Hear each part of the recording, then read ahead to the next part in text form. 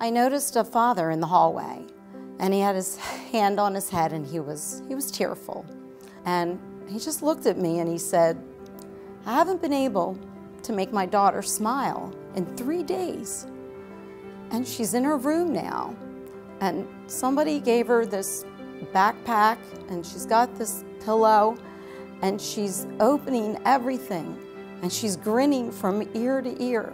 It was the most affirming moment.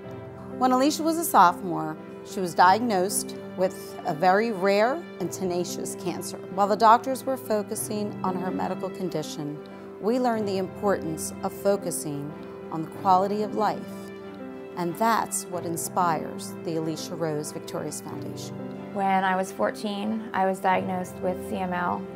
What you notice as a teen being in a hospital is that your normal is gone. You lose that sense of your social world. Your options are really limited to staying in your room or going to the playroom, which is full of kids and kids' toys. And to me as a teenager, the playroom wasn't even an option. So the first time I met Alicia, she rolled into my room in a wheelchair, and we hit it off right away. We both were constantly talking about this.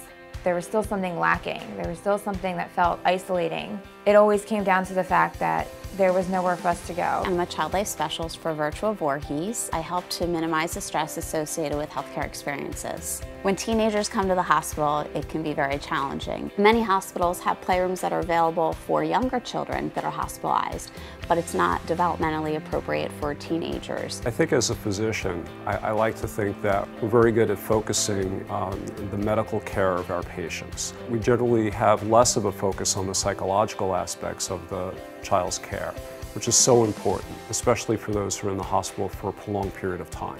I've seen firsthand how important the teen lounges and teen kits are for the hospitalized adolescent. Teenagers that I could not get to leave their rooms because I didn't want to interact with the little kids, suddenly I'm getting paged that they're ready for me to open the teen lounge first thing in the morning, and they want to keep it open late. I remember when the teen lounges were first put in, and just knowing that there was finally a place for teens in the hospital, I knew that that's all that Alicia and I ever wanted, and that she would be elated that this was happening. When I first got my kit, it was just kind of like a good feeling to know that there was other people kind of like looking out for me and caring for me, and that they would send something like that to me. So it was nice to know that other people are caring for me. The teen kits are just as important, and the pillows are just as important as the teen lounges. Some teenagers who are so sick they can't leave their hospital room. So to get a teen kit or a pillow, it's just another reminder that you're not alone. There is a community out there for you. We need your support to provide necessary programs for teens with cancer and other life-threatening illnesses. To learn more about how you can make a difference in the life of a hospitalized teen, visit victoriousfoundation.org. Thank you for your support.